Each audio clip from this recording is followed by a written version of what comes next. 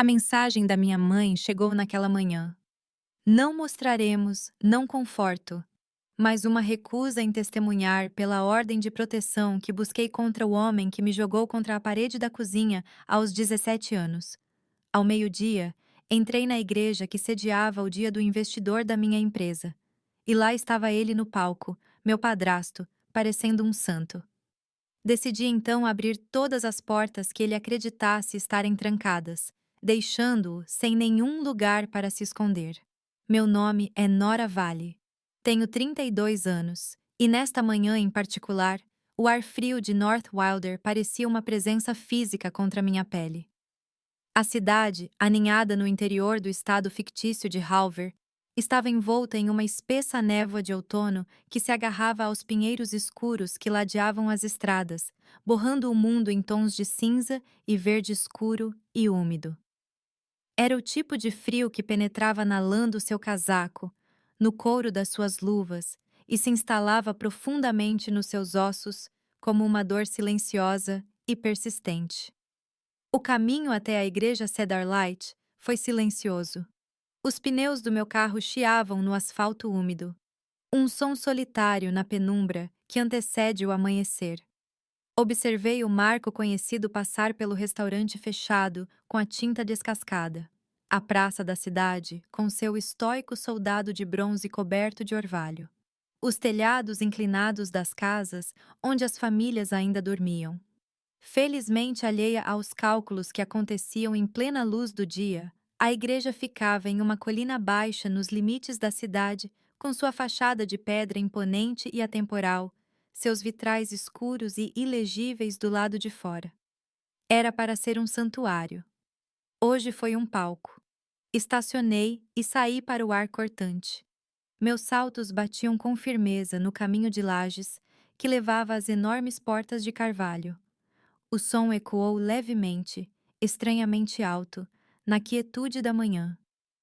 Ao abrir uma das pesadas portas, fui recebido não pelo cheiro esperado de ervas velhas e cera de vela, mas por uma mistura estéril, aprovada pela empresa de polidor de limão, e algo vagamente floral de um purificador de ar automático.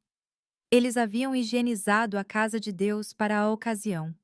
Dentro do espaço, havia uma fusão chocante do sagrado e do secular. Os longos e brilhantes bancos de madeira polidos, até brilharem como espelho, refletiam a fria luz azul de uma enorme tela de LED pendurada onde deveria estar o crucifixo. Cabos serpenteavam discretamente pelos rodapés, alimentando laptops, alto-falantes e um equipamento de iluminação profissional apontado para o púlpito. Hoje, esta não era uma casa de culto. Era um ambiente cuidadosamente planejado, um teatro para uma performance de virtude corporativa. A Marson Ridge Logistics, minha empregadora, não poupou despesas. Caminhei por toda a extensão da nave, meus passos sendo o único som no espaço cavernoso. Meu assento designado era na primeira fileira. Deslizei para o banco, a madeira fria e lisa, um choque através do tecido das minhas calças. No assento havia um programa laminado e um crachá prateado de convidado em um cordão azul marinho. Peguei o distintivo. A palavra convidado estava impressa em letras clínicas em Shallanda, abaixo do logotipo do MRL. Um convidado na minha própria vida, um espectador da minha própria história. Prendi o cordão em volta do meu pescoço e o cartão de plástico ficou frio contra meu peito. Então olhei para o palco e lá estava ele, Raymond Pike, meu padrasto. Ele estava conversando com um técnico, parcialmente de costas para mim, mas não precisei ver seu rosto para sentir sua presença. Era um peso no ar, uma queda na temperatura. Ele usava um terno azul marinho tão escuro que era quase preto, feito sob medida com perfeição. Era seu uniforme de poder, a armadura de um homem respeitável. Quando ele se virou, as luzes do palco iluminaram a pequena cruz de prata presa em sua lapela, fazendo-a brilhar com um fogo puro e justo. Ele era o presidente da Cedar Light Foundation, o braço de caridade desta mesma igreja. Ele também foi um membro venerado do conselho de diretores da Marson Ridge Logistics para o mundo. Ele era um pilar da comunidade, um homem de fé e integridade, um homem que construía coisas. Um e-mail interno da empresa, de 2 semanas atrás, delineou a agenda do dia com uma alegria nauseante. Foi oficialmente chamado de Dia do Investidor e Compromisso da Comunidade. Um dia para a MRL mostrar seu excelente desempenho trimestral e, ao mesmo tempo, demonstrar seu profundo comprometimento com práticas éticas e parcerias com a comunidade. Foi uma aula magistral de relações públicas, um dia criado para provar que lucro e princípios podem andar de mãos dadas. Raymond, em seu papel duplo como membro do conselho e presidente da fundação, era a personificação viva dessa sinergia, a ponte perfeita e incontestável entre comércio e consciência. Meu telefone, apoiado na minha coxa, vibrou. O zumbido era baixo e urgente em meio ao silêncio profundo da igreja. Eu já sabia de quem era e sabia que a mensagem não seria um conforto. Tirei o telefone do bolso. As telas brilham de forma anormalmente intensa na fraca luz sagrada. Uma única mensagem não lida da minha mãe. Não mostraremos 2 palavras, apenas 2 palavras, para detonar 15 anos de compostura cuidadosamente construída. Não foi esse o sentimento que me atingiu. Eu esperava isso. Era o pronome. Nós não. Eu não consigo fazer isso. Não. Eu não sou forte o suficiente. Mas nós, uma frente unida, uma escolha, feita e declarada. Ela havia escolhido seu lado, e era o dele. Sempre foi dele. A palavra foi um julgamento final, uma porta batendo em qualquer esperança infantil de que um dia ela pudesse ficar comigo. Com essa única palavra, ela não era mais apenas uma espectadora do meu passado, mas uma arquiteta ativa do meu isolamento presente. Fiquei olhando para as letras brilhantes até elas ficarem borradas. As 2 palavras são uma marca em minhas retinas.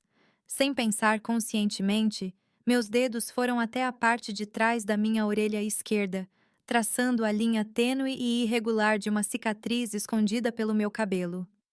Era um gesto reflexivo familiar, uma maneira de tocar a memória para ter certeza de que ela ainda era real. A sensação foi imediata, um eco fantasmagórico de azulejo frio da cozinha contra minha bochecha. Eu tinha 17 anos novamente. O cheiro forte e limpo do antisséptico que minha mãe costumava passar no corte. O timbre baixo e ameaçador da voz de Raymond. O sussurro de uma serpente no rescaldo. Você não vai envergonhar esta família. Nora, você me entende? Você não trará vergonha para esta casa. Ele não estava gritando. Gritar era para homens que perderam o controle. Raymond nunca estava fora de controle. Foi uma lição, ele disse. Uma lição de lealdade. Abaixei minha mão, meus dedos se fechando em punho no meu colo. Eu podia sentir os cantos afiados do objeto no meu bolso, um pequeno pendrive preto. Era liso e sem características, exceto por uma pequena etiqueta branca que eu mesmo colei. Nele, eu havia escrito uma única palavra: portas. Meu olhar voltou para o palco. Uma mulher se juntou a Raymond, Violet Pike, sua filha, minha meia-irmã. Ela era a diretora financeira da MRL, radiante em um terninho creme, com o cabelo loiro preso em um coque severo e elegante.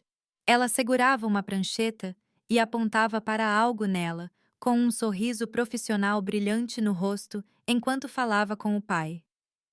Ela era a imagem da competência, o rosto público polido do lucro financeiro da MRL.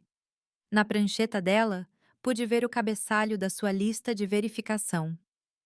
Destaques ESG, meio ambiente, social, governança, a santíssima trindade da ética corporativa moderna. Ela estava aqui para apresentar os números que provavam que a MRL era uma boa cidadã corporativa, uma empresa que se importava. Ela e seu pai, Um retrato da harmonia familiar e corporativa, estavam prestes a fazer um sermão sobre transparência e confiança. Uma risada amarga e silenciosa ficou presa na minha garganta. Eles construíram todo esse dia, toda essa catedral de mentiras, sobre uma fundação de salas trancadas e segredos enterrados. Eles gastaram anos, uma fortuna e uma quantidade imensurável de caridade calculada para construir uma fachada tão brilhante, tão ofuscante, que ninguém jamais pensou em olhar a fiação dentro das paredes. Eles eram especialistas em iluminação, em lançar luz sobre todas as coisas certas. Respirei lenta e profundamente, o ar frio e higienizado enchendo meus pulmões. Senti uma estranha calma tomar conta de mim, uma clareza tão pura e nítida quanto um caco de vidro. A raiva e a mágoa pela mensagem da minha mãe se solidificaram em algo mais forte, algo útil. Foi determinação. Eles tinham seu palco, suas luzes, seu público cativo. Eles acreditavam que controlavam a narrativa completamente. Eles estavam errados. Pensei nos dados do pendrive no meu bolso. Os arquivos criptografados, as planilhas, os cronogramas, as faturas digitalizadas, cada uma delas uma chave, cada uma porta que eles acreditavam estar trancada e trancada para sempre. Deixe-os fazer a cerimônia. Deixe-os fazer seus discursos e aceite seus aplausos. Deixe-os se deleitarem no brilho caloroso de sua justiça fabricada. Deixe-os acender as luzes. Abrirei as portas do palco sob as luzes cuidadosamente focadas. Meu padrasto ajustou o microfone, um pequeno gesto de prática de um homem que se sente à vontade com o público. Violet estava ao lado dele. Sua postura era uma prova de anos de escolas particulares e confiança inabalável. Eles eram uma imagem perfeita de legado e liderança, a face pública respeitável de uma doença muito particular, a doença do revisionismo. Minha mãe reescreveu 15 anos de história com uma única palavra gentil: acidente. O corte atrás da minha orelha, que exigiu 7 pontos, foi resultado de uma queda acidental na cozinha. Os hematomas que floresciam como flores escuras nas minhas costelas eram de uma queda acidental escada abaixo. Ela não contou mentiras. Eram correções, suavizando as arestas do passado em uma narrativa mais palatável. Foi um ato de sobrevivência, um mantra que ela repetiu até que se tornou sua verdade. A empresa, em seus brilhantes relatórios anuais de sustentabilidade, realizou exatamente a mesma alquimia com uma palavra diferente, mas igualmente potente: transparência. Cada multa regulatória foi reformulada como um envolvimento proativo com agências de supervisão. Cada processo resolvido era uma prova do comprometimento deles com uma resolução rápida. Cada dólar canalizado pela Cedar Light Foundation foi um exemplo de sua dedicação transparente ao alcance da comunidade. Tanto minha mãe quanto meu empregador eram mestres na mesma arte obscura. Usar a linguagem não para iluminar, mas para obscurecer. Eu tinha 17 anos quando aprendi que as evidências são tão poderosas quanto a pessoa disposta a analisá-las. Ele estava em uma ligação em seu escritório, com a porta entreaberta e a voz baixa e satisfeita, enquanto discutia uma variação de zoneamento com um vereador. Ele não estava apenas persuadindo, ele estava alavancando, sugerindo apoio futuro da igreja em troca de um voto favorável. Foi a primeira vez que ouvi as engrenagens silenciosas de sua influência funcionando tão claramente. Com as mãos trêmulas, peguei meu pequeno gravador de fita cassete portátil, um pedaço barato de plástico que eu usava para projetos escolares, e o coloquei no chão do corredor, apertando o pequeno botão vermelho. Eu não sabia o que fazer com aquilo, mas senti uma necessidade desesperada de capturar a verdade, de associar suas palavras a algo real. Alguns minutos depois, ele me encontrou agachado ali. Ele não gritou. Ele simplesmente fechou a porta do escritório, com um olhar frio e inexpressivo. Ele olhou para o gravador na minha mão e depois para mim. E naquele momento, Entendi que o crime não era a corrupção dele, mas o fato de eu ter sido testemunha dela. O que aconteceu depois? Mais tarde, minha mãe me chamaria de acidente na cozinha. A fita cassete desapareceu. Quando perguntei sobre isso mais tarde, minha voz. Raymond disse que não tinha ideia do que eu estava falando. Simplesmente deixou de existir. Um infato. Anos mais tarde, como analista de conformidade júnior na MRL, vi um gerente sênior fazer uma cadeia de e-mails problemática desaparecer. Ele enviou uma mensagem aprovando um atalho em um protocolo de segurança que mais tarde resultou em um pequeno ferimento no local de trabalho. Quando o inquérito começou, ele simplesmente se lembrou da mensagem. Para aqueles que já o tinham aberto, um e-mail de acompanhamento anunciou uma breve falha no servidor que havia corrompido alguns correspondentes recentes. O e-mail original desapareceu. Sua existência foi oficialmente negada e relegado ao limbo fantasma da memória corporativa. O método era mais sofisticado, mas a magia era a mesma. Foi quando decidi cursar direito. Eu não queria ser um promotor público militante ou um advogado de defesa poderoso. Fui atraído pelo campo tranquilo e nada glamouroso da conformidade corporativa. Era uma disciplina construída sobre uma ideia simples e radical de que as coisas deveriam ser chamadas pelos seus nomes próprios. Suborno não era doação estratégica. Fraude não era uma irregularidade contábil. Conspiração não era alinhamento executivo. Conformidade era a ciência de impedir os truques de mágica de construir sistemas tão robustos e transparentes que as evidências não poderiam simplesmente desaparecer por aqueles no poder. Era minha própria rebelião silenciosa, uma maneira de dominar as regras de um jogo que eu vinha perdendo a vida inteira. Vim para a Marston Ridge Logistics justamente por causa de sua reputação. No papel, era uma fortaleza de conduta ética. A empresa era famosa por sua cultura limpa, uma frase repetida em todos os comunicados de imprensa e painéis do setor. Mas aprendi rapidamente que existem diferentes tipos de limpeza. Há a limpeza de uma casa bem cuidada, aberta à luz do sol. E então há a limpeza de uma cena de crime, estéril e com cheiro forte de alvejante, um cheiro que não sinaliza pureza, mas um esforço desesperado para apagar o que estava lá antes. O MRL cheirava a água sanitária. As políticas de ética eram impecáveis. O Código de Conduta é uma obra-prima dos profissionais do direito, mas a aplicação foi seletiva. As auditorias sempre pareciam ignorar os departamentos certos, e a cultura do silêncio era mais espessa do que qualquer muro de igreja. O mecanismo era elegantemente simples, e a igreja de Raymond era seu coração. Percebi o padrão pela primeira vez em uma terça-feira chuvosa. Ao revisar contratos de fornecedores terceirizados, uma empresa de transporte de médio porte, a Elms Bay Outreach havia ganhado um contrato lucrativo para uma nova linha de distribuição. Apesar de seu lance ser um pouco maior que o do concorrente, foi uma pequena anomalia.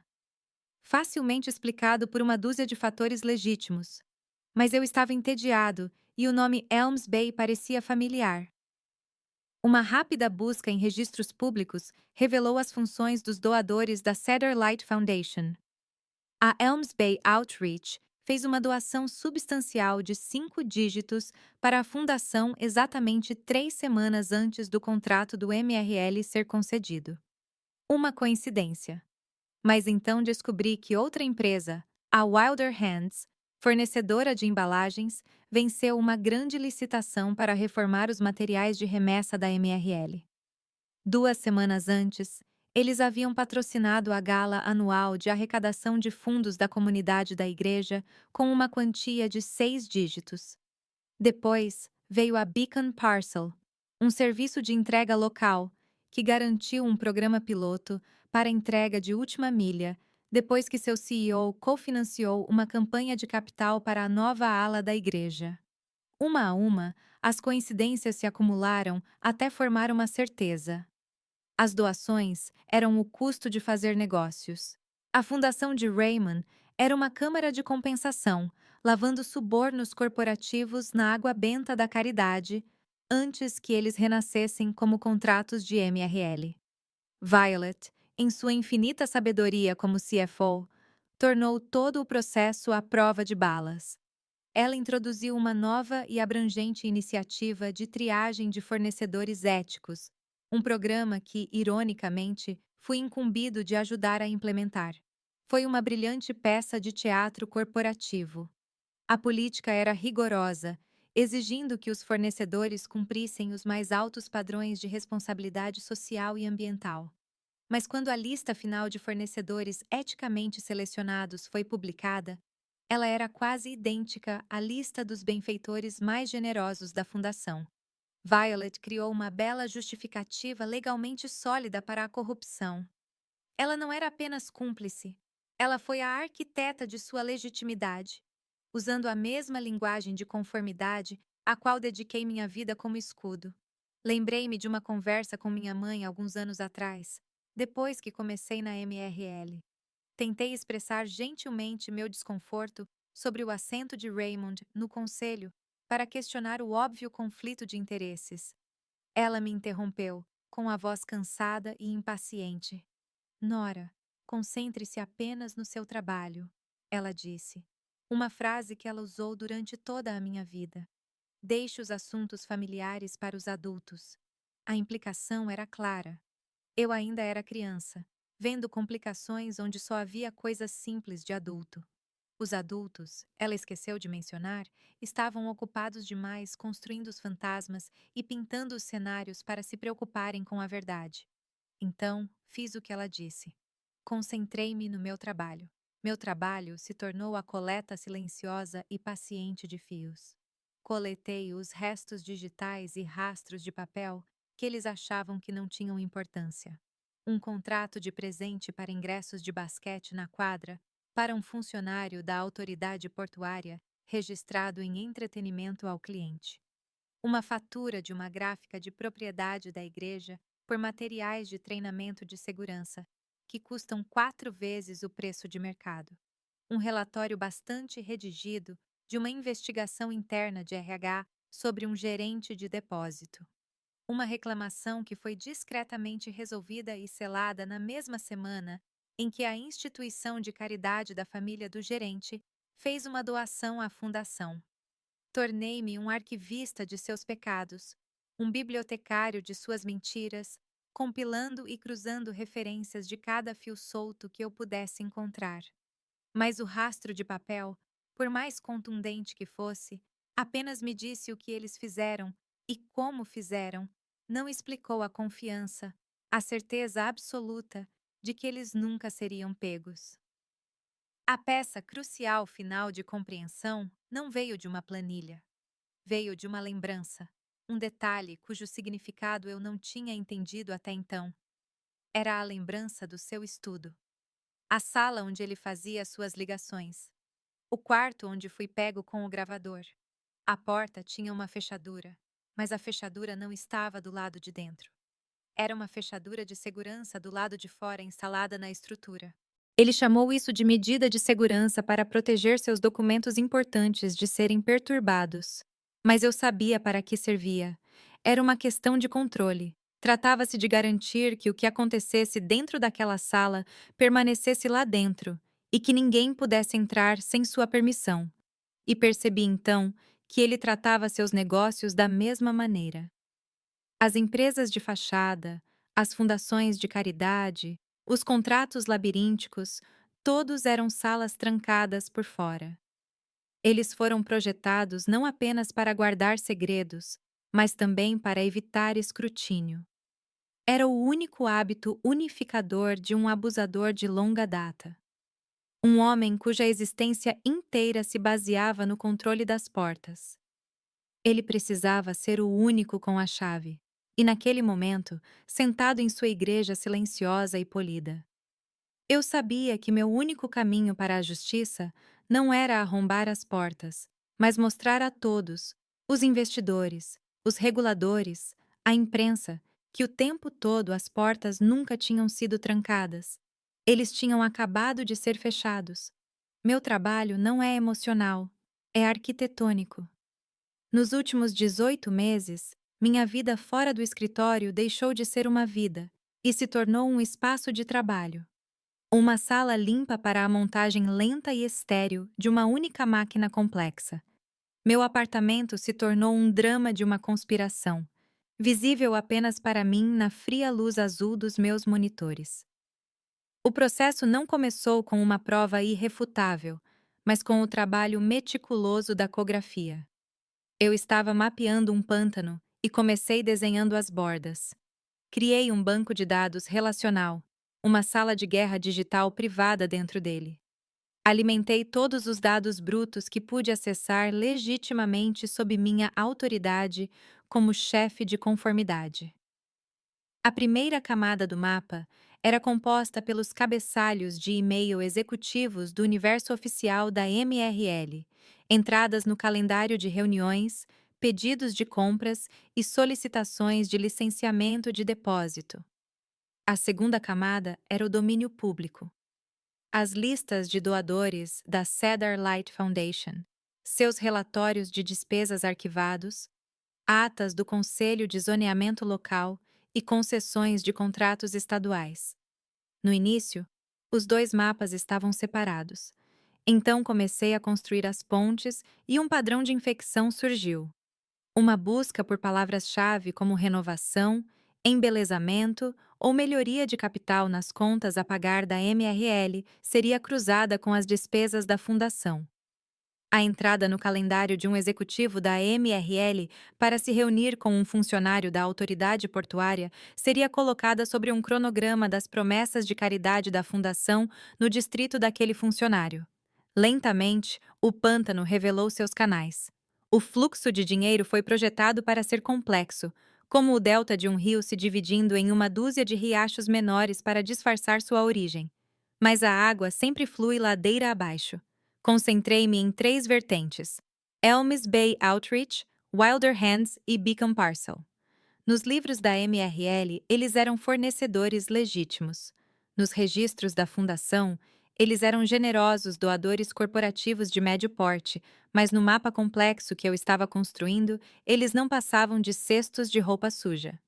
A MRL pagaria a mais a Elms Bay por um contrato de frete. Elms Bay faria uma doação de caridade à fundação por um valor quase idêntico.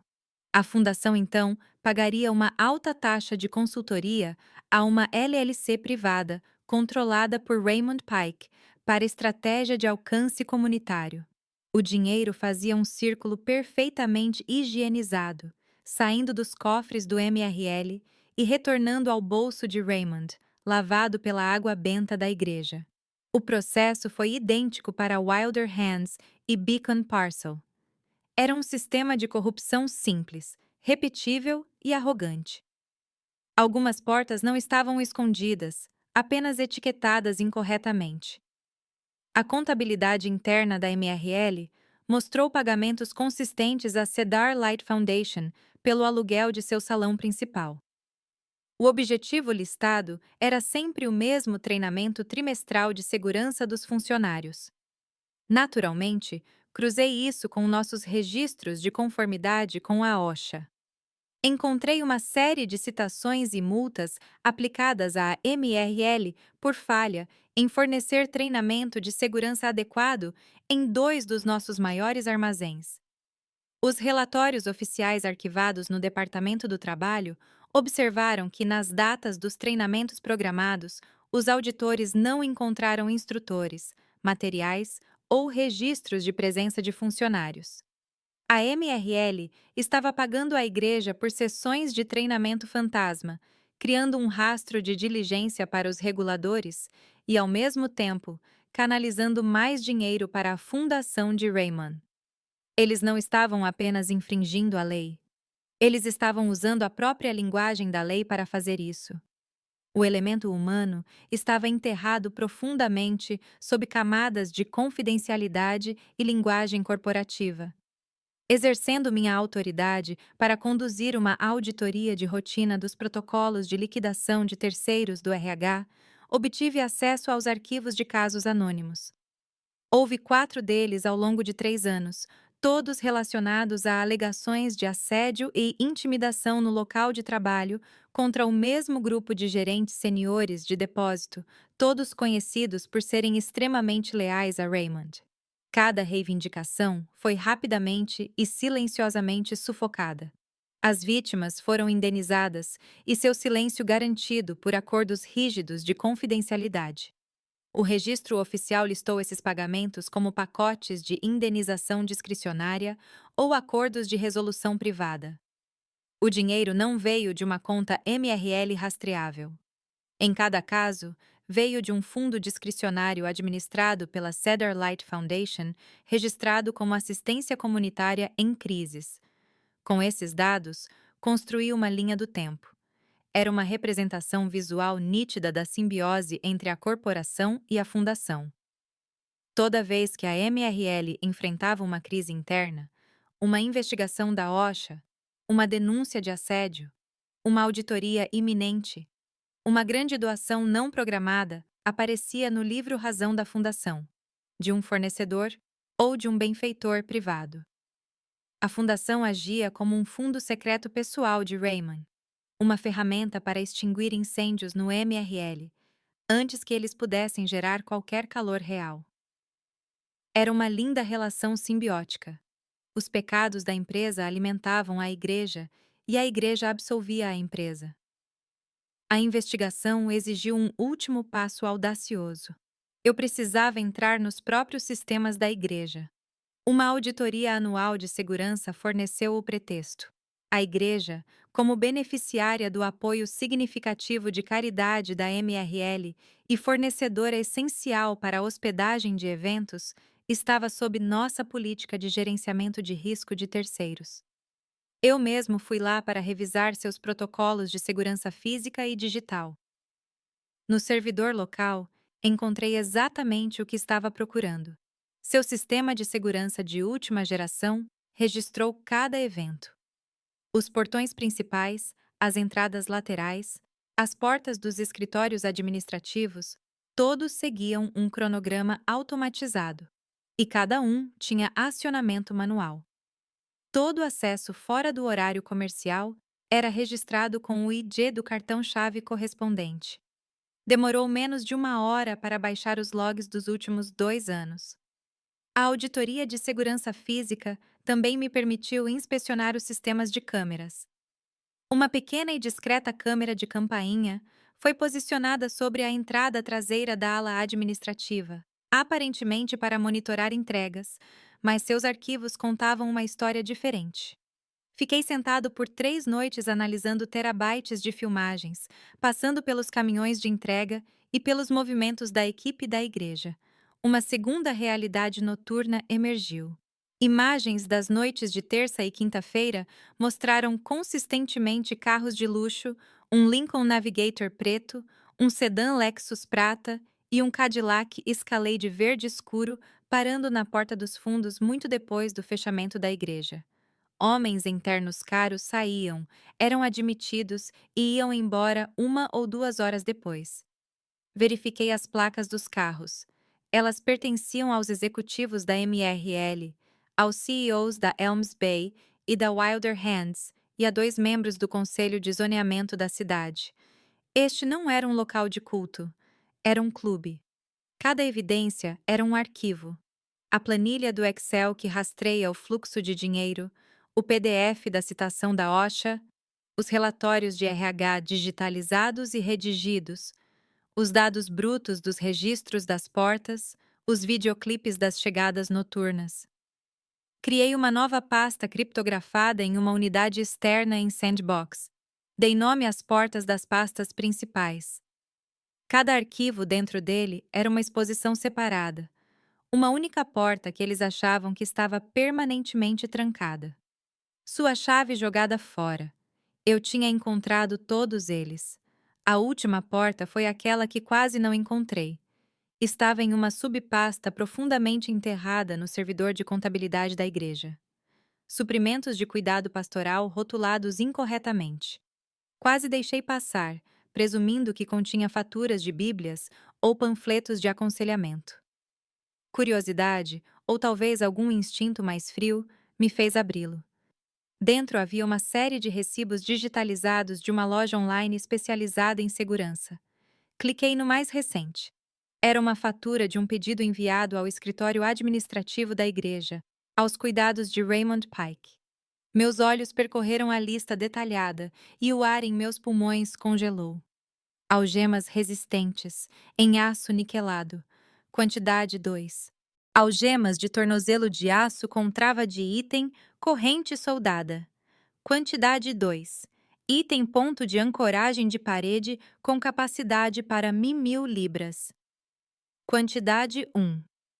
Na parte inferior da fatura, na seção de notas, havia uma breve instrução digitada, para uso na sala de aconselhamento pastoral. Fechei o arquivo. O diagrama estava completo. Cada peça estava no lugar.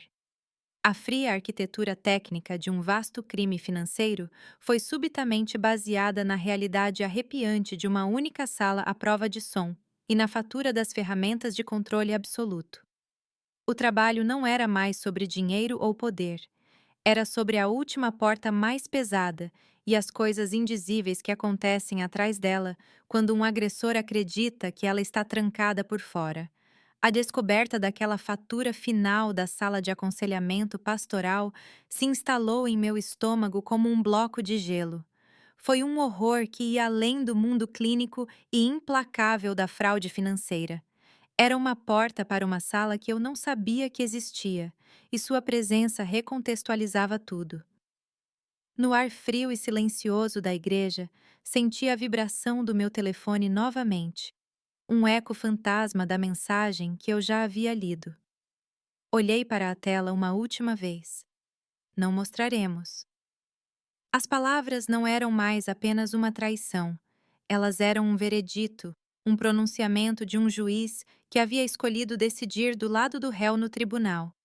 Minha mãe não seria testemunha do passado, dos hematomas e das ameaças sussurradas no silêncio da cozinha, e ela não seria testemunha do presente, da fortaleza de dados meticulosamente construída que eu havia construído. Um case tão sólido que era um peso físico no meu bolso. O silêncio dela era a pedra mais pesada, aquela que eles usaram para bloquear a entrada da verdade, esperando que sua massa fosse suficiente para mantê-la enterrada para sempre. Mas um muro é só um muro, e eu cansei de pedir permissão para derrubá-lo.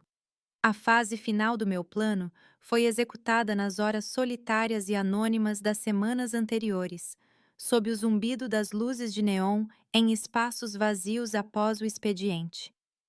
Certa noite, eu estava sentado no meu apartamento escuro, com a única luz vindo do brilho do monitor no meu rosto, percorrendo anos de fotos de família digitalizadas. Eu ignorava os sorrisos vazios do Natal, a alegria forçada dos aniversários, as férias em família cuidadosamente planejadas, onde o braço de Raymond estava sempre possessivamente sobre os ombros da minha mãe. Eu estava procurando um arquivo específico, um fantasma da semana seguinte ao meu aniversário de 17 anos. Lá estava, uma foto. Meu melhor amigo tirou uma foto minha no meu quarto.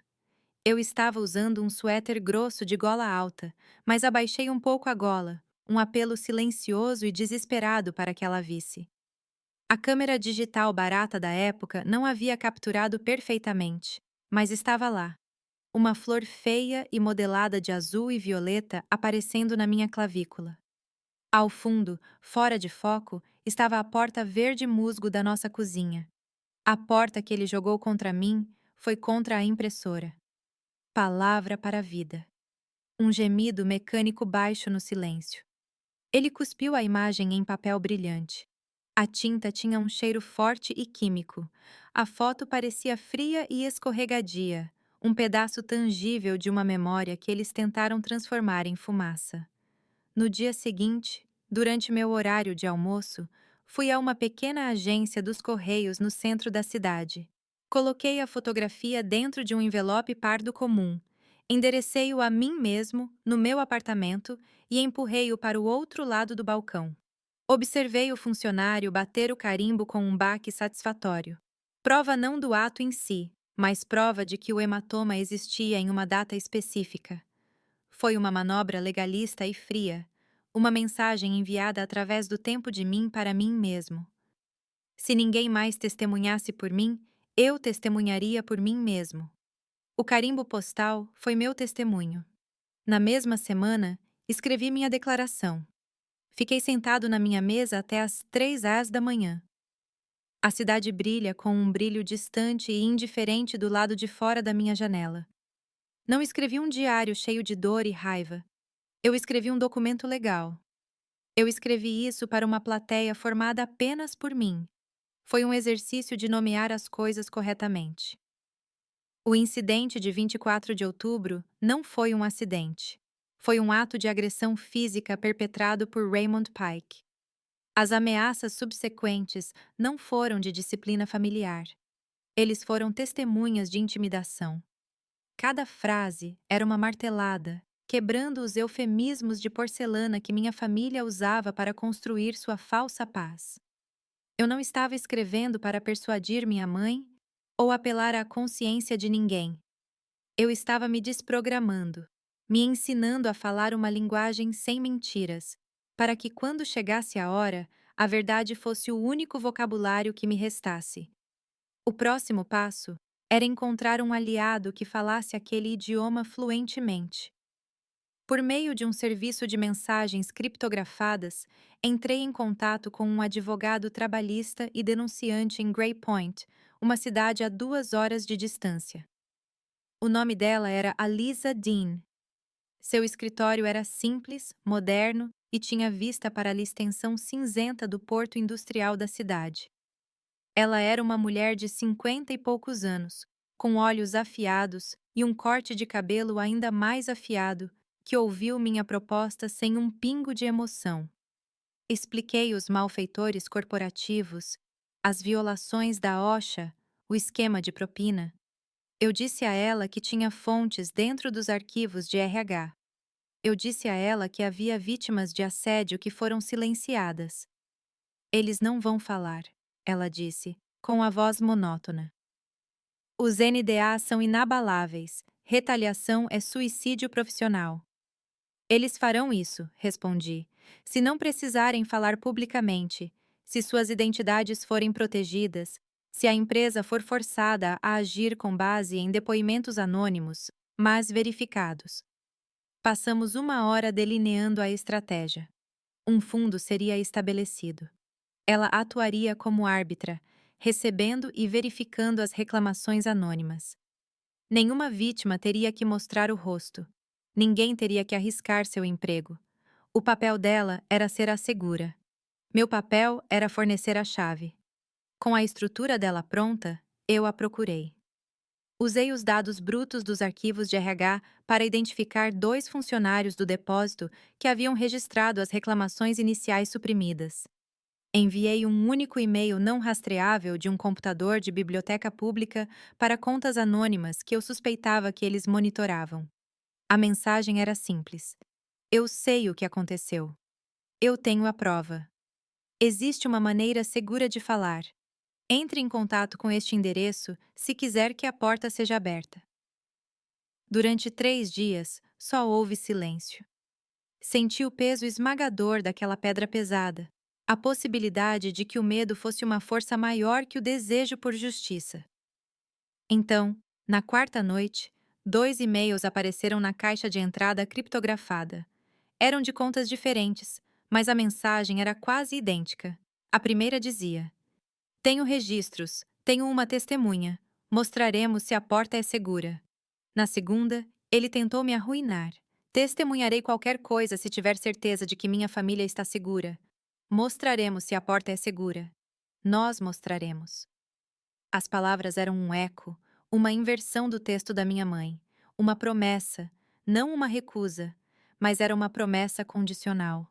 Se a porta é segura, a responsabilidade pela segurança deles, pela coragem deles, é minha.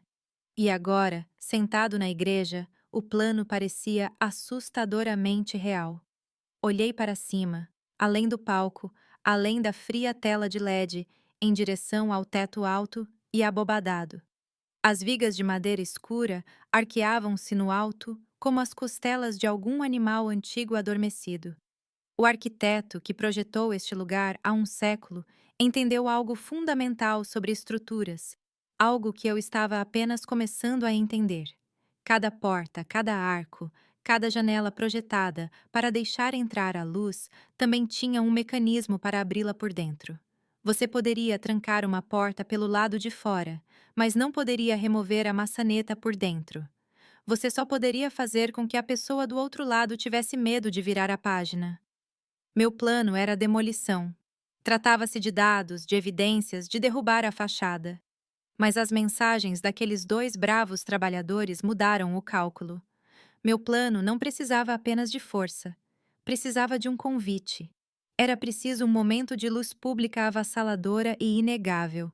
Era necessário um catalisador tão poderoso que as pessoas dentro das salas trancadas finalmente se sentissem seguras o suficiente para girar a maçaneta elas mesmas. Era preciso bater na porta no momento exato. Na noite anterior, eu havia realizado a etapa técnica final nas portas pretas da unidade USB rotuladas. Eu não tinha apenas os arquivos. Adicionei um script simples e auto-executável. Era um temporizador, um gatilho digital. Quando o técnico de AV conectou o drive no laptop de apresentação e clicou no arquivo designado, ele reproduziu a apresentação de slides ESG higienizada de Violet conforme planejado. Mas o script estaria sendo executado silenciosamente em segundo plano, um fantasma na máquina. E no exato momento que eu havia designado, o momento em que Raymond deveria subir ao pódio para seu discurso principal sobre fé e comunidade, o roteiro seria executado. Encerraria a apresentação do ESG e lançaria a minha própria. Isso abriria as portas. As luzes do palco brilharam. O murmúrio baixo dos investidores que chegavam diminuiu. Uma voz profissionalmente alegre surgiu no sistema de som, dando boas-vindas a todos para o Dia do Investidor da MRL. Coloquei meu telefone de volta no bolso.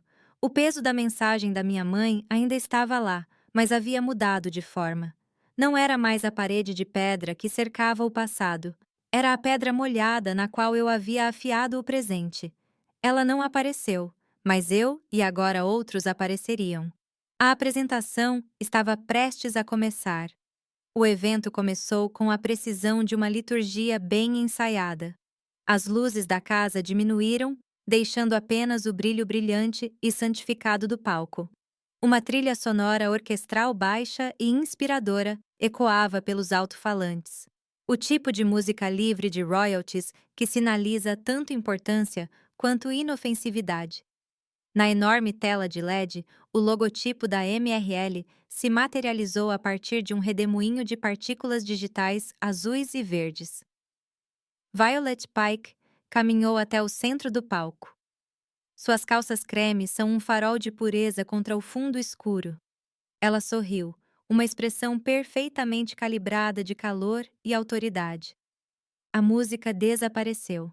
Bom dia, ela começou, sua voz nítida e confiante, ecoando levemente no espaço cavernoso. E bem-vindos! Bem-vindos a um novo capítulo para a Marson Ridge Logistics. Um capítulo definido por 3 princípios fundamentais: transparência, confiança e um futuro verdadeiramente verde. Atrás dela. Os slides começaram sua dança elegante. Eles se moviam com a graça sem atrito de uma máquina bem lubrificada. Cada um deles, uma obra-prima do design gráfico corporativo. Gráficos de pizza em tons agradáveis de azul petróleo e cinza ilustravam a pegada de carbono reduzida da MRL. Gráficos de barras mostravam uma ascensão constante e virtuosa no investimento comunitário. Uma montagem de vídeo, habilmente produzida, apresentou um elenco diversificado de funcionários sorridentes falando sobre a maravilhosa cultura corporativa da MRL. Foi uma sinfonia de autocongratulação, e Violet foi sua maestria. Ela falou sobre a ética da cadeia de suprimentos, iniciativas de diversidade e sobre o valor para o acionista estar inextricavelmente ligado ao valor social. Ela usou a palavra sustentável 7 vezes em 5 minutos. Foi impecável. Foi impenetrável. Era uma mentira. Então Raymond subiu ao palco. Violet deu um passo para trás, colocando os holofotes em seu pai, com um olhar de orgulho filial. Ele subiu ao pódio, não como um membro do conselho, mas como um pastor assumindo seu púlpito. Ele colocou as mãos em cada lado, inclinando-se para a frente, criando uma sensação imediata de intimidade com as centenas de investidores e partes interessadas nos bancos. Obrigado, Violet, disse ele, sua voz um barítono baixo e ressonante, aprimorado por anos de sermões e pronunciamentos em salas de reunião. Violet fala do futuro, e ela está certa em fazê-lo, mas estou aqui para falar sobre os alicerces, porque não se pode construir um futuro forte sobre um alicerce frágil. Ele fez uma pausa, deixando o peso de suas palavras se acomodar. Uma câmera na lateral do palco, transmitindo a transmissão ao vivo, executou uma panorâmica lenta e dramática. Passando do rosto sincero de Raymond para a grande e simples cruz de madeira pendurada na parede atrás dele. Aqui em Marson Ridge, construímos nosso futuro sobre um alicerce de fé. Fé em nosso povo, fé em nossa comunidade e fé no princípio simples e duradouro de fazer a coisa certa. Foi durante os aplausos artificiais que se seguiram às suas observações iniciais que tomei minha decisão. Mais cedo, durante a confraternização pré-evento, eu havia observado o técnico de áudio e vídeo montando sua estação em um pequeno recanto recuado ao lado do palco. Ele era jovem, provavelmente um empreiteiro, e parecia sobrecarregado. Tinha uma pequena mesa com seu laptop, uma mesa de mixagem e uma fileira organizada de pendrives pretos idênticos, cada um etiquetado com um pedaço de fita branca. Introdução do MRL, DEC ESG, Compromisso Comunitário. Um deles era sua chave mestra para a apresentação do dia. Enquanto a atenção de todos estava voltada para o café e os doces, eu me aproximei da estação como se estivesse procurando uma tomada. O técnico estava ocupado conversando com um gerente do local. Por alguns segundos cruciais, ele ficou de costas. Meu próprio pendrive, uma réplica perfeita até a etiqueta do DEC ESG escrita à mão, estava em minha mão. Foi uma troca simples e silenciosa. Um pedaço de plástico preto por outro. O meu só era mais pesado pelo peso da memória. Uma densidade que ninguém mais conseguia sentir. Eu me afastei. Meu coração batia frio e constante contra minhas costelas.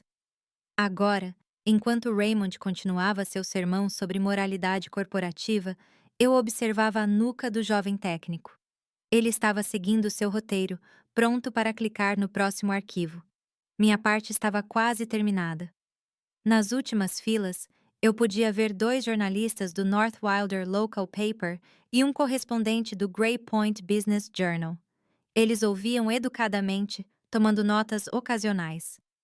Não tinham ideia do que estava por vir. A dica anônima que eu havia enviado a eles era vaga, prometendo apenas uma discrepância significativa nos registros públicos da MRL, que seria revelada durante a apresentação para investidores. Eu havia dado a eles uma instrução específica às 10h42.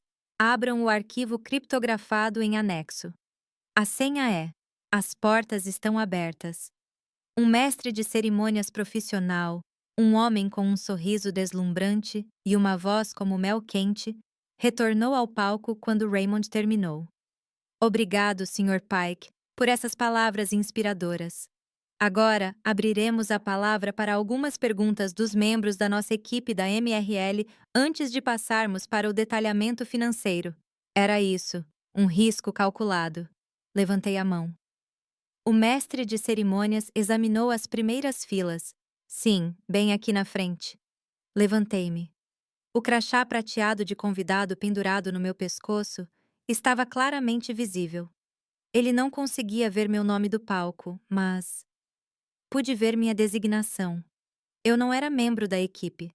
Violet, parada ao lado do palco, Viu um lampejo de irritação, rapidamente mascarado por seu sorriso profissional. Antes que o mestre de cerimônias pudesse falar, ela se adiantou graciosamente. Teremos prazer em responder à sua pergunta durante a sessão geral de perguntas e respostas, após a revisão financeira, disse ela, em um tom perfeitamente agradável, totalmente indiferente. Este segmento é apenas para nossos funcionários. Ela estava me ignorando, me categorizando como um estranho. Foi perfeito. Dei um pequeno aceno de concordância. Claro, eu disse. E sentei-me novamente. Eu aceitaria as regras dela. Eu esperaria. A resposta. Afinal, não viria da minha voz. Ia sair da tela. Olhei para o relógio digital na parte inferior do meu telefone. 10:41. Raymond estava sorrindo, deleitando-se no brilho de sua própria magnanimidade. Violet estava olhando para sua prancheta, já focada no próximo segmento. O público estava quieto e expectante. O técnico estava com o dedo no mouse. Tudo estava normal. Então, o relógio marcou 10:42. Por um momento, nada aconteceu. Meu coração gaguejou. O roteiro falhou? O técnico fez algo diferente, e então começou. As luzes principais da igreja piscaram uma vez. Um mergulho repentino e chocante em direção ao crepúsculo e vice-versa. Na enorme tela de LED, o slide, um grupo sorridente de voluntários do MRL plantando uma árvore desapareceu. Foi substituído por uma tela preta com texto clínico branco. No topo, um cabeçalho Cedar Light Foundation, entrada traseira, registro de acesso. Abaixo dele, fileiras e fileiras de dados, datas, horários, tudo depois das 22.000 horas, e números de identificação de cartão-chave. Um murmúrio coletivo confuso percorreu os bancos. No palco, a transformação foi instantânea e absoluta. Em menos de um segundo, eu contei. Uma única batida forte do meu coração. O sangue sumiu do rosto de Raymond Pike. A máscara pastoral benevolente se dissolveu, substituído pelo terror branco e absoluto de um homem que acabou de ver um fantasma. Seu queixo caiu, seus olhos arregalados e fixos na tela. Ele parecia um homem que tinha acabado de testemunhar as leis da física deixando de se aplicar. A reação de Violet foi mais rápida e mais nítida. Ela se virou na direção do técnico, sua boca formando um furioso e silencioso. O quê? 2 segundos. Aquela era a janela. Na pequena mesa em frente ao meu banco havia um microfone ao vivo colocado ali para os membros do conselho usarem.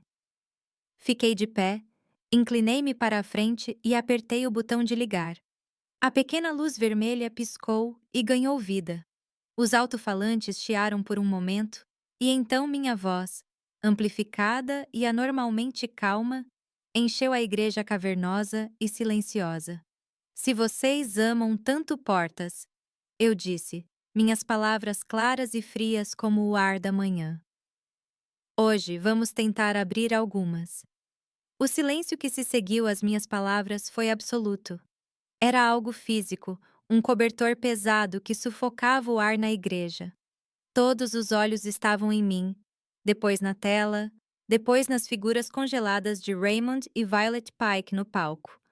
Por alguns segundos, o mundo foi uma imagem estática, o acusador, o acusado e as evidências brilhando entre eles. O único som era o zumbido elétrico baixo do projetor. Então o slide mudou. A tela foi dividida. À esquerda, uma mesa totalmente branca apareceu com o título Sala de Aconselhamento Pastoral. Registro de acesso. À direita, uma lista de datas sob o título Reuniões Executivas Externas da MRL. Os dados eram simples, brutais e condenatórios. 9 vezes no ano passado. A sala de aconselhamento, a sala com a fatura das amarras de aço, foi destrancada depois das 22 horas. 9 vezes. As datas coincidiram perfeitamente com um evento externo da liderança sênior do MRL realizado na igreja. Um suspiro percorreu a primeira fila. O ar começou a se mover novamente. Clique. O slide mudou novamente. Desta vez, mostrou um documento digitalizado e uma fatura MRL paga à Cedar Light Foundation no valor de US $50.000. O item lido era aluguel de local para treinamento de conformidade de segurança de funcionários. Ao lado, apareceu um segundo documento, um compromisso de financiamento da MRL para a fundação no valor de US $50.000 destinados a programas comunitários para jovens. As datas eram idênticas. Então, um último dado se materializou entre eles. A folha de inscrição oficial exigida pela OSHA para a sessão de treinamento. Era uma página em branco, uma lista sem nomes, nem uma única assinatura. O murmúrio baixo nos bancos ficou mais alto. Essa era uma linguagem que os investidores entendiam. Não se tratava de segredos ou sussurros. Era sobre fraude, pura e simplesmente. Eu podia ouvir o som de uma perna de cadeira de madeira raspando no chão de pedra. O clique da trava de uma maleta. Alguém estava se preparando para sair. Clique! A tela ficou escura. E então um vídeo começou a ser reproduzido. Era a filmagem granulada e com registro de data e hora da câmera da campainha da porta traseira. Raymond Pike preenchendo o quadro, virando-se para encarar Violet. Ele segurava uma única chave pequena. O vídeo ficou em silêncio por um momento. Apenas o leve farfalhar do vento captado pelo pequeno microfone. Então a voz de Raymond, baixa e clara, ecoou pelo poderoso sistema de som da igreja. É mais fácil mantê-lo aqui. Ele entregou a chave para Violet. Ela pegou, assentiu e desapareceu lá dentro. Ele se virou e foi embora. O clipe terminou. A tela ficou preta. O silêncio que se seguiu foi mais pesado do que antes. Era um silêncio repleto de uma compreensão obscura e tácita. E então, na penumbra dos bancos de trás, duas figuras se levantaram. Eles eram indistintos, apenas silhuetas contra a luz dos vitrais. Eles usavam jaquetas de trabalho simples e bonés de beisebol bem baixos, seus rostos perdidos nas sombras. Eles não falaram. Eles não se moveram. Eles apenas ficaram parados. Dois trabalhadores de depósito, seus corpos um testemunho silencioso e poderoso de cada arquivo de RH redigido, de cada acordo privado, de cada ameaça sussurrada. Eles eram os fantasmas da máquina que se tornaram repentinamente e assustadoramente reais. O MC, com o rosto pálido e suando sob as luzes do palco, finalmente encontrou sua voz. Ele cambaleou até o microfone. Senhoras e senhores, parece que estamos enfrentando uma dificuldade técnica. Faremos uma breve pausa de 5 minutos enquanto reinicializamos o sistema. Não precisa, eu disse no meu próprio microfone. Minha voz cortou seu pânico como uma faca. Ele se encolheu, olhando para mim. Com os olhos arregalados, levantei meu telefone, meu polegar pairando sobre a tela. Distribuirei o restante da apresentação diretamente a todos. Apertei o botão. Um toque suave. O som característico de uma notificação de lançamento aéreo ecoou em um telefone na primeira fila. Depois outro e outro. Uma cascata de pings e sinos varreu a igreja. Uma praga digital se espalhando de banco em banco. Em 100 telas brilhantes, uma única notificação apareceu. Nora Avail gostaria de compartilhar um arquivo. Portas se fecharam, cabeças caíram, dedos tocaram, mas os dados não estavam mais na tela. Estava nas mãos deles. Estava solto no grande saguão, do lado de fora da nave. Minha advogada, Eliza Dean, estava esperando. Quando os primeiros investidores confusos começaram a passar pelas portas, ela deu um passo à frente. Ela estava segurando uma pilha de envelopes grossos de papel pardo. Ela encontrou os 3 jornalistas enquanto eles saíam apressados. Seus rostos eram uma mistura de choque e fome profissional. Aqui, ela disse, com a voz calma e firme enquanto entregava um envelope para cada um deles. Este é um resumo das denúncias anônimas de denunciantes registradas em meu escritório e um guia para as principais evidências contidas no arquivo que você acabou de receber.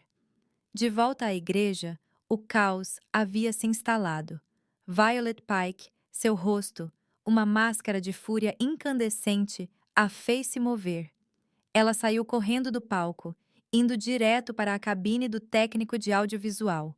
Uma última tentativa desesperada de desligar o aparelho.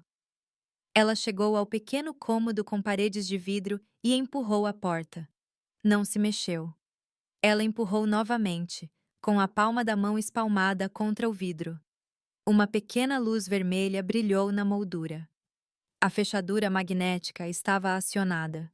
O sistema de segurança de alta tecnologia da igreja, aquele que eu havia auditado, cujos registros agora eram de conhecimento público, a havia prendido. Ela ficou trancada do lado de fora do palco. Raymond era uma estátua. Ele não estava mais olhando para a tela, para mim, ou para os rostos aterrorizados de seus investidores. Sua cabeça girava, seus olhos examinavam a multidão com um desespero cru e primitivo. Ele estava procurando por um rosto, por sua esposa, por minha mãe. Os olhos dele percorreram o assento em que ela deveria estar, e depois o percorreram novamente. O assento estava vazio. Ela não apareceu. Ele estava completamente sozinho. Levantei o microfone uma última vez. Minha voz era baixa, mas ecoava por todos os cantos da sala, cortando a conversa em pânico. Olhei da figura quebrada de Raymond para os dois homens que ainda estavam em pé, em silêncio no fundo. Ninguém precisa aparecer a menos que a porta esteja segura, eu disse. As palavras eram uma promessa e um veredito. Hoje, as portas estão seguras. O pânico na sala era uma maré crescente e caótica. As pessoas estavam de pé, conversando umas com as outras. Suas vozes são uma sinfonia discordante de confusão e indignação, mas o pânico é uma resposta emocional. E a máquina que eu construí foi projetada para funcionar com lógica fria e pura. Eu não levantei a voz. Eu não precisei. Eu simplesmente comecei a falar no microfone ao vivo, e a calma inesperada do meu tom cortou o barulho, silenciando a sala mais uma vez. Isso não foi um desabafo. Isto foi uma auditoria. Antes que qualquer membro do conselho tentasse sair, comecei, com a voz calma e controlada.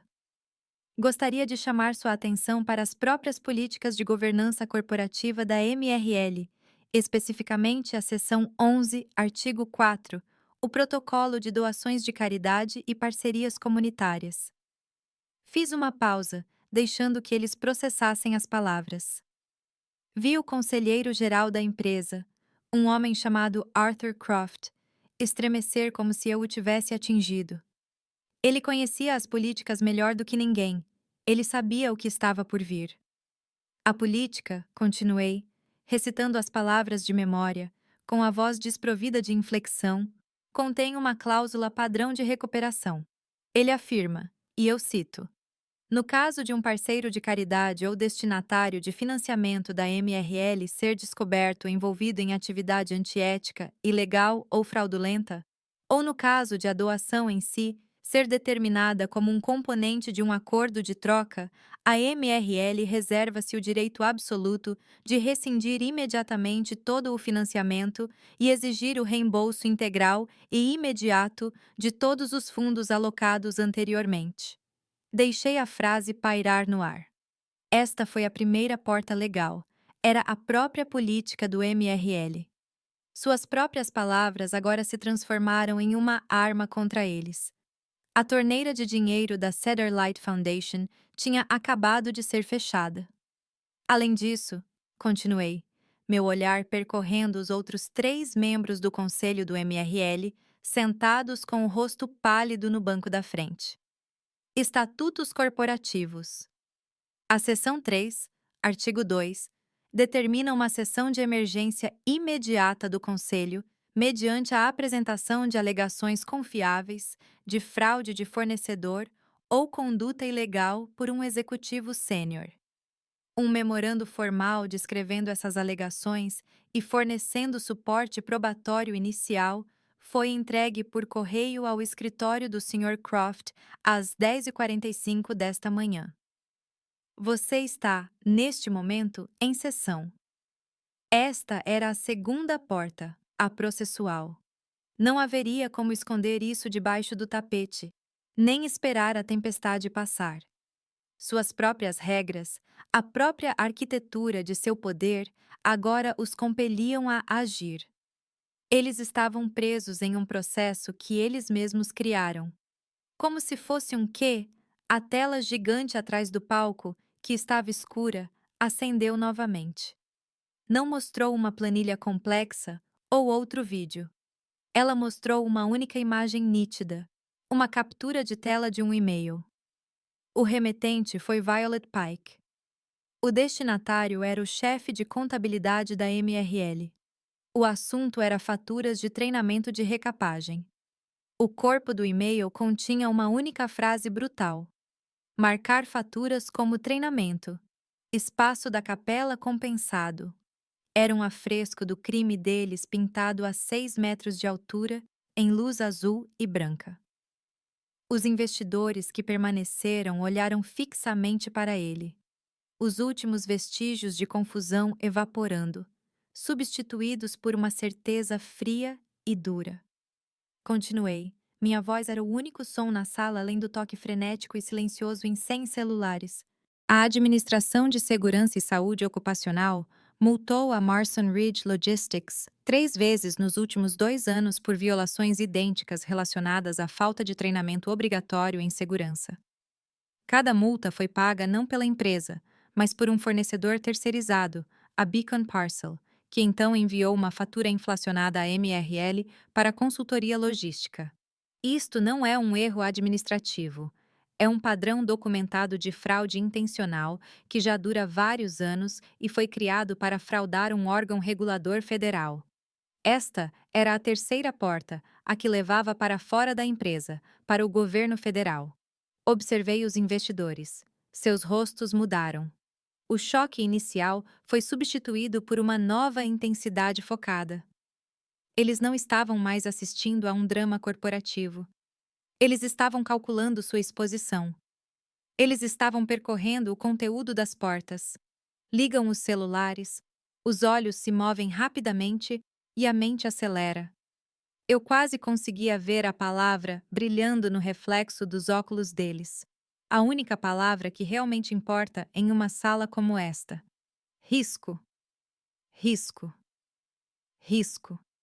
A dimensão moral era irrelevante, mas o risco era uma linguagem que eles entendiam perfeitamente. O que começou como uma apresentação sobre parceria comunitária, eu disse, agora se tornou um assunto para várias agências externas. Quero deixar bem claro as portas legais que foram abertas aqui hoje. Levantei um dedo. Primeiro, a OSHA pela fraude sistemática que acabei de descrever. Esperei um segundo. Segundo, a Comissão para a Igualdade de Oportunidades de Emprego. Os arquivos confidenciais fornecidos a você contêm depoimentos anônimos verificados de vários funcionários sobre alegações de assédio e intimidação no local de trabalho que foram ilegalmente suprimidas usando fundos desviados de uma fundação de caridade. Isso representa uma violação sistêmica do título 7 da Lei dos Direitos Civis, um terceiro dedo.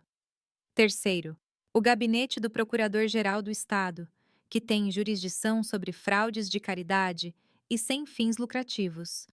As evidências mostram que a Cedar Light Foundation não estava operando como uma instituição de caridade legítima, mas como um veículo de lavagem de dinheiro para um executivo corporativo. Um quarto. O Internal Revenue Service. Como uma organização 501c3, a fundação é isenta de impostos. O uso sistemático documentado dessa organização para enriquecimento pessoal e para atos ilícitos corporativos constitui crime de sonegação fiscal. Um quinto dedo subiu. O quarto estava tão silencioso que eu podia ouvir o ar passando pelo sistema de ventilação. Quinto, a Securities and Exchange Commission. A apresentação de hoje, e de fato, os recentes relatórios de ESG e sustentabilidade da MRL continham declarações materialmente falsas e enganosas, elaboradas para enganar os investidores sobre a posição ética e a integridade operacional da empresa. Isso é fraude de valores mobiliários. Levantei meu último dedo. E sexto, as autoridades locais e do condado, que, sem dúvida, estarão interessadas em saber que as variações de zoneamento e as licenças de operação parecem ter sido obtidas por meio do que só pode ser descrito como suborno canalizado por meio desta mesma igreja. Abaixei minha mão. As 6 portas estavam abertas. Não havia escapatória. Não havia espaço para negociação. Havia apenas a dura e fria realidade das consequências. Olhei para Raymond, que ainda estava de pé no palco. Um homem encovado em um terno caro. Olhei para Violet, ainda presa em sua gaiola de vidro. E pensei nos 2 homens no fundo da igreja, que já haviam se sentado silenciosamente. O trabalho deles foi feito. Nada disso exige que uma única vítima fale publicamente, eu disse, suavizando um pouco a voz. Não requer histórias pessoais ou testemunhos dolorosos. Os 2 homens que se levantaram hoje não precisam dizer uma palavra. A coragem deles foi notada, e suas identidades permanecerão protegidas. A verdade deles não está em debate, não é a palavra deles contra a de ninguém mais. Os dados falam por si, os números não mentem, os registros não têm uma agenda, as faturas não têm motivo. Deixei isso pairar no ar por um momento. Esta foi minha promessa final de que a segurança deles era primordial e que sua privacidade seria honrada. Eles me mostraram que a porta era segura e eu garantiria que ela permanecesse assim. Voltei meu olhar para a grande cruz de madeira na parede, a testemunha silenciosa de todo o espetáculo feio. Meu padrasto falou sobre construir um futuro baseado na fé, eu disse, minha voz ressoando com uma autoridade final e silenciosa. Olhei para o mar de rostos destroçados. Ele estava enganado. A fé não é um muro de tijolos construído para esconder o que está por trás dele. A fé é uma porta que não tranca por dentro. O mundo se partiu em 1000 pedaços afiados. Os advogados falavam em tom baixo e urgente ao telefone. Os membros do conselho estavam reunidos em um círculo fechado e em pânico. Os investidores já estavam se encaminhando para as saídas, com seus rostos sombrios como máscaras de cálculo financeiro. O ar estava denso com o zumbido elétrico de um império nos primeiros momentos violentos de seu colapso. No centro de tudo, eu estava em uma bolha de profundo silêncio. O microfone em minha mão agora parecia pesado e estranho, mas seu propósito já havia sido cumprido. Então, uma vibração familiar contra minha palma, meu telefone. Olhei para a tela e uma nova mensagem da minha mãe brilhou ali. Um último sussurro desesperado de um mundo que eu tinha acabado de incendiar. Fique quieto. Sobrevivemos melhor dessa forma. Era toda a filosofia de sua vida resumida em 7 palavras. Um apelo, não uma ordem, uma prece ao Deus do silêncio que ela adorava há décadas. Para ela, a sobrevivência nunca foi uma questão de verdade ou justiça. Tratava-se de resistir, de se tornar pequena o suficiente para evitar o raio da explosão, de tratar feridas profundas com o frágil curativo da negação. Ela estava me implorando para rastejar de volta para o bunker com ela, mesmo enquanto as paredes estavam caindo. Eu não digitei uma resposta. Não havia palavras para aquela conversa, para aquela vida inteira de conversas. Em vez disso, meu polegar se moveu pela tela com uma calma firme e praticada, abrindo minha galeria de fotos. Passei pelas capturas de tela de documentos legais, pelas imagens granuladas da câmera da campainha, até encontrar a foto que tirei naquela manhã na luz fria e cinza do meu apartamento. Enviei para ela sem legenda. A imagem era de um envelope pardo, amarelado e quebradiço pelo tempo. Meu próprio endereço estava escrito na frente, com a letra cursiva um pouco dramática e sinuosa do meu eu de 17 anos. A tinta era de um azul aquoso desbotado. No canto superior direito havia um selo postal com carimbo postal cancelado. A data é dura e preta e tem 15 anos. O envelope estava rasgado na parte superior. Ao lado dele estava seu conteúdo: a fotografia de uma menina de gola alta, um hematoma escuro aparecendo como um segredo em sua clavícula, a porta da cozinha verde musgo, uma testemunha nebulosa ao fundo, e ao lado da foto, um pequeno pedaço de papel pautado dobrado e desdobrado tantas vezes que os vincos eram suaves como pano. Nele, na mesma tinta azul desbotada, havia 5 palavras, uma promessa que eu havia feito a mim mesmo no escuro.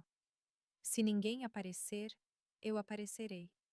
Essa foi minha resposta. Foi a verdade dos últimos 15 anos. Era a evidência do seu silêncio e o registro da minha promessa. Uma única imagem para dizer que sobrevivi ao seu caminho por anos. Hoje estou experimentando o meu. Coloquei o telefone no bolso. Andei os poucos passos até o púlpito principal, aquele que Raymond usava para pregar seu evangelho de mentiras. A madeira polida era lisa e fria sob minha mão.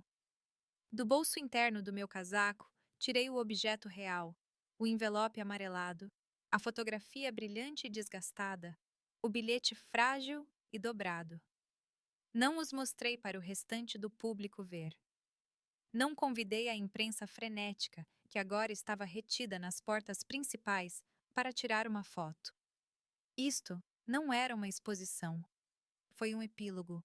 Coloquei o envelope e seu conteúdo delicadamente no púlpito, uma oferta final silenciosa em um altar de hipocrisia. Olhei para a tinta desbotada, para o fantasma do meu rosto mais jovem, e uma profunda e dolorosa clareza tomou conta de mim. Passei grande parte da minha vida furiosa com minha mãe por não me escolher, por não ficar ao meu lado. Mas agora eu percebi que não estava pedindo para ela escolher um lado na batalha. Eu estava simplesmente desmontando o muro que ela havia confundido com uma casa. Eu estava derrubando os tijolos do seu silêncio, da sua negação, da sua filosofia de sobrevivência a todo custo, e mostrando a ela o espaço frio e vazio por trás disso. A escolha de sair dos escombros teria que ser dela. Como se convocado pelo pensamento, um som profundo e ressonante começou a preencher a igreja. Bong! O grande sino de bronze no campanário começou a tocar. Não era a alegre e melódica canção de um culto de domingo. Era um toque lento, solene e singular. Bong! Um som que marcava o tempo, um som que chamava os homens à responsabilidade. A reunião de emergência do conselho estava sendo convocada. Em uma sala dos fundos, em algum lugar desse santuário vazio, a máquina da justiça corporativa, agora totalmente desperta e aterrorizada com sua própria responsabilidade, estava começando a funcionar. Essa foi minha deixa. Minha parte na apresentação havia terminado. Virei as costas para o palco, para o púlpito com seu silencioso testemunho pessoal, para os destroços da vida de Raymond Pike. Desci os 2 degraus curtos do presbitério até o andar principal. O movimento pareceu significativo, como cruzar o limiar de um país diferente. O ar aqui, longe das luzes do palco, era mais fresco. Mantive o olhar à frente, caminhando pelo longo corredor central, meus passos ecoando no espaço repentinamente vasto. Não olhei para os rostos dos investidores que agora falavam ao telefone em voz baixa e urgente, com palavras como desinvestimento, inquérito e catastrófico cortando o ar. Quando cheguei à entrada dos bastidores, uma figura emergiu das sombras. Era uma mulher com uma camisa e calças pretas simples, com um fone de ouvido de técnico pendurado no pescoço. Seu rosto estava pálido e anônimo. Um dos 12 funcionários de bastidores que fazem eventos como esse acontecerem. Ela entrou no meu caminho por um momento, seus olhos encontrando os meus. Ela não ofereceu um aperto de mão nem um sorriso. Ela apenas se inclinou para perto, sua voz um sussurro, um som destinado somente a mim. Obrigada, ela disse. Isso foi tudo. Ela recuou para as sombras e eu continuei andando. O nome dela não era importante. Eu provavelmente nunca mais veria o rosto dela, mas suas duas palavras valiam mais do que todo o capital de mercado que estava sangrando da Marson Ridge Logistics. Ela não era investidora, nem advogada, nem jornalista. Ela era apenas alguém que estava lá nos bastidores e sabia. Cheguei às enormes portas de carvalho no fundo da igreja e empurrei uma delas. O ar fresco e limpo do outono atingiu meu rosto. O som do sino tocando me seguiu, contando o fim de uma era, uma nota solene e reverberante de cada vez. O caos dentro da igreja era uma sinfonia de pânico controlado, mas o verdadeiro trabalho acontecia em uma sala pequena e sufocante, ao lado do salão principal, uma sala de aula da escola dominical. Ironicamente, as paredes estavam cobertas com pôsteres laminados alegres de histórias bíblicas: a Arca de Noé, Davi e Golias, Daniel na cova dos leões. No centro da sala, ao redor de uma mesa projetada para crianças de 7 anos, estavam sentados os membros restantes do conselho do MRL. Os joelhos deles estavam pressionados contra a parte de baixo da pequena mesa, e seus ternos caros pareciam absurdos nas cadeiras de plástico de cores primárias. Arthur Croft, o conselheiro-geral, estava em frente a um pequeno quadro branco, de costas para eles. Ele não estava elaborando estratégias. Ele estava celebrando uma execução.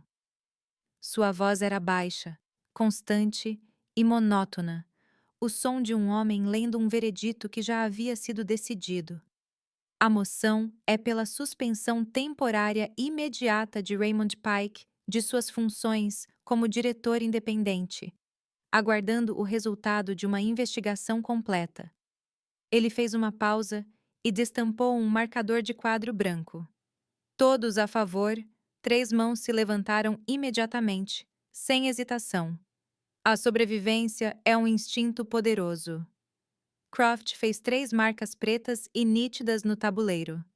Todos se opuseram. Silêncio. A moção foi aprovada, disse Croft, com a voz monótona. Ele não olhou para Raymond, que não estava na sala. Ele estava preso no escritório do pastor, uma gaiola dourada, um hóspede nas ruínas de seu próprio reino.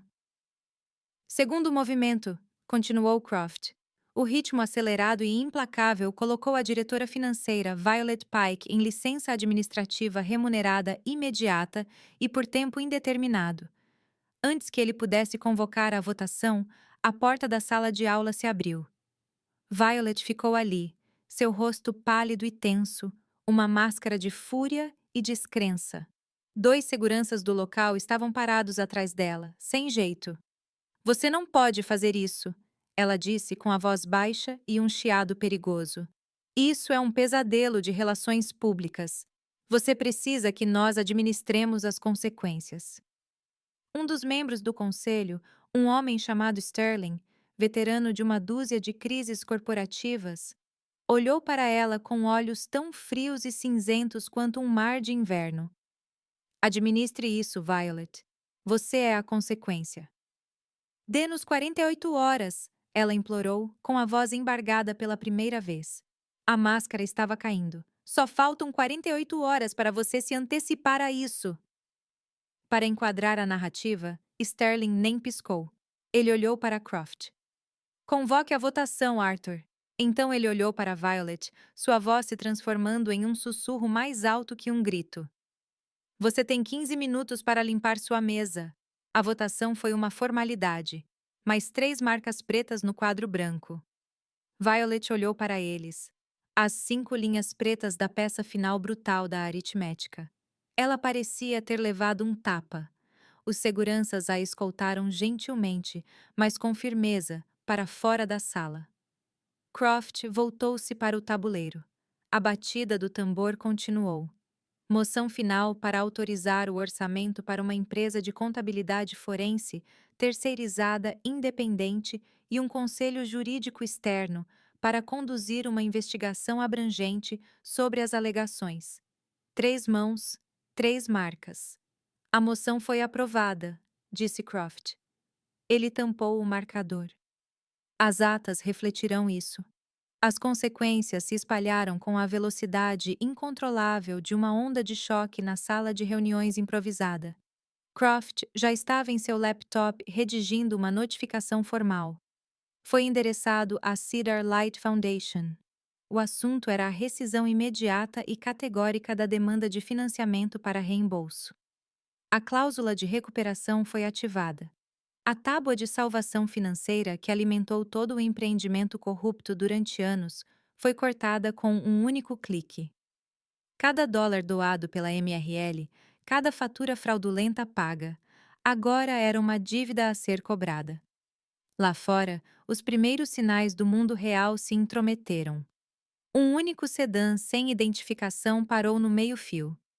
Despercebido no caos da partida dos investidores e da chegada das vans da mídia. O chefe de polícia da cidade, um homem chamado Miller, com quem Raymond jogava golfe há anos, saiu do lado do passageiro. Ele não estava com o rosto virado para a televisão. Ele foi recebido por uma mulher vestida com um terno formal que estava esperando por ele. Ela lhe entregou um grosso arquivo legal lacrado. Era do gabinete do Procurador-Geral do Estado. Dentro havia um resumo das evidências e um mandado de busca recém-assinado para os escritórios administrativos da Cedar Light Foundation. O chefe olhou para ele com o rosto sombrio e assentiu. Isso não era mais uma questão local. Estava fora de suas mãos. As grandes portas de carvalho da igreja se abriram novamente. Desta vez não era um convidado nem um investidor. Uma equipe de 4 pessoas à paisana entrou, com rostos impassíveis e profissionais. Eles eram contadores forenses. A equipe avançada para a investigação. A pessoa que segurou a porta para eles não era um pastor nem um ancião. Foi o jovem e aterrorizado técnico de AV que recebeu instruções para cooperar totalmente. Ele segurou a porta, com os olhos arregalados, como um civil observando um exército passar marchando. Os especialistas estavam entrando no santuário. A Casa dos Segredos estava prestes a ser destruída até os ossos. No palco, o MC perplexo recebeu uma instrução. Ele voltou para o púlpito principal, batendo nervosamente no microfone. Senhoras e senhores, ele começou, com a voz tensa e o sorriso falso estampado no rosto. Pedimos desculpas pela interrupção. O evento será pausado temporariamente. Aproveite alguns refrescos no saguão. Eu estava em pé no primeiro banco, observando as peças finais se encaixarem. Dei um passo à frente em direção ao corredor. Não, eu disse, minha voz ecoando facilmente no salão meio vazio. Ele olhou para mim confuso. O evento terminou. Caminhei até o púlpito onde havia deixado o envelope. Meu crachá prateado de convidado ainda estava preso à minha jaqueta. Eu o soltei, o plástico frio na minha mão. Segurei-o por um momento, uma relíquia de uma vida que havia terminado 1 hora atrás. Então coloquei-o no púlpito ao lado do envelope amarelado. Não fez nenhum barulho alto, apenas um clique final seco. O som de uma chave girando na fechadura pela última vez. Eu me virei e fui embora. Não olhei para trás. Eu não precisava. Eu podia sentir seus olhos em mim. Nora. A voz de Raymond. Veio do lado do palco, onde ele estava sendo escoltado por um advogado e um segurança. Não foi uma ordem. Não era uma ameaça. Era a voz de um homem no momento em que ele percebe que o jogo está perdido. O tabuleiro está limpo e todas as suas peças desapareceram. Era apenas meu nome pairando no ar como um fantasma. Eu não parei. Eu não me virei. Continuei caminhando em direção à luz das portas abertas. Não esperei para assistir ao ato final. A peça tinha acabado e eu não tinha interesse algum nas chamadas de cortina ou na limpeza do palco. Desviei o olhar do rosto fantasmagórico de Raymond, da confusão frenética do conselho, de toda a performance destruída, e fui embora. O longo corredor da igreja parecia um túnel, e as portas abertas e brilhantes no final eram a única coisa real. Eu não corri. Meu ritmo era constante e medido. Cada passo na pedra fria era um sinal de pontuação final deliberado. Quando abri a pesada porta de carvalho, o mundo lá fora invadiu tudo. Uma onda de sensações tão limpas e nítidas que quase me deixaram tonto. O sol havia atravessado a névoa da manhã e o céu estava de um azul brilhante e dolorosamente claro. O ar fresco e puro tinha cheiro de terra úmida e o aroma forte e limpo da floresta de pinheiros que cercava North Wilder. Era o cheiro da realidade, distante. Eu podia ouvir o gemido baixo e estrondoso de um caminhão de madeira reduzindo a marcha na rodovia 17. O mundo não tinha parado. Não prendeu a respiração. Simplesmente continuou, alheio e indiferente. Pisei na varanda de pedra, em direção ao calor do sol, e deixei a pesada porta se fechar atrás de mim. O som que fez não foi um estrondo, mas um baque profundo e final. Um som de encerramento profundo. Por um longo momento, fiquei ali parado, deixando a luz e o ar me envolverem. Um batismo no comum, o aperto no meu peito, um nó que carreguei por 15 anos começou a se soltar. Então meu telefone tocou. Uma dura intrusão digital na peça analógica. Tirei-o do meu bolso. A tela ficou quase brilhante demais sob a luz repentina do sol. Uma nova mensagem apareceu no chat do grupo de liderança sênior do MRL. Um fórum do qual eu tecnicamente ainda fazia parte. Era da Sterling, o membro do conselho que fechou Violet. Nenhum conselho solicitou sua presença como líder interino de ética. A ironia era tão densa, tão amarga, que eu podia senti-la. Eles queriam que eu limpasse a cena do crime. Eles queriam que o incendiário liderasse o corpo de bombeiros. Eles viram o que eu fiz não como um ato de rebelião, mas como a melhor forma de me candidatar a um emprego, uma demonstração de competência. Talvez no mundo deles fosse. Meus polegares se moveram sobre a tela. Digitar uma única frase clara, uma declaração de termos, não uma aceitação somente se as portas permanecerem destrancadas por dentro. Eu cliquei em enviar. Eu não precisava do título deles, do dinheiro deles ou da aprovação deles. Mas se eles estivessem falando sério sobre a reconstrução, teriam que começar removendo as fechaduras. O poder de abrir a porta tinha que pertencer a todos. Meu telefone vibrou novamente quase imediatamente, mas não foi uma resposta. Era uma chamada recebida de um número desconhecido. Hesitei por um segundo, depois atendi, colocando o telefone no ouvido sem falar. Houve silêncio por um momento. Depois ouviu-se uma voz masculina, áspera e desconhecida. Pode ter sido um dos funcionários do depósito. Poderia ter sido outra pessoa completamente diferente. Alguém que eu nunca conheceria, que tinha sua própria história, seu próprio quarto trancado. Obrigado, disse a voz, carregada de uma emoção que eu não conseguia nomear. Obrigado por abrir a porta. Então ele desligou. Abaixei o telefone do ouvido. Eu não precisava saber o nome dele. Eu não queria. Ele não era um personagem da minha história, e eu não era o herói da dele. Éramos apenas duas pessoas que estavam em lados opostos da mesma porta trancada. Uma porta que finalmente estava aberta atrás de mim, através do grosso carvalho. Eu podia ouvir os sons abafados do novo mundo nascendo, o staccato frenético de passos apressados na pedra, o farfalhar de papéis sendo recolhidos, o clique agudo e definitivo de um microfone sendo desligado. Era o som de um sistema em crise total, reescrevendo freneticamente sua própria história, cortando seus membros doentes, tentando desesperadamente sobreviver. Um mundo estava se desfazendo e se refazendo naquele espaço oco. Virei-me uma última vez para olhar a fachada da igreja. Meus olhos foram atraídos para as grandes portas pelas quais eu tinha acabado de passar. Alguém havia colado com fita adesiva uma única folha de papel branco de escritório na madeira nos últimos minutos. Estava perfeitamente centralizado. Nele, Em letras pretas impressas a laser, havia 3 palavras. Foi o epitáfio mais desapaixonado, burocrático e devastador que eu poderia imaginar. Sala em análise. Um pequeno, mas sem humor, suspirou dos meus lábios. Não foi uma risada. Não era um sorriso. Foi apenas uma expiração.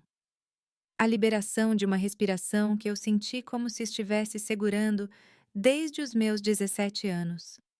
Coloquei a mão no bolso da minha jaqueta e meus dedos encontraram o plástico liso e frio do pendrive, minha arma, minha chave, minha história. Fechei minha mão em volta dele por um momento e então o coloquei no fundo do meu bolso. Era apenas um pedaço de plástico novamente. Agora seu trabalho estava feito. Afastei-me da igreja e de seus fantasmas frenéticos.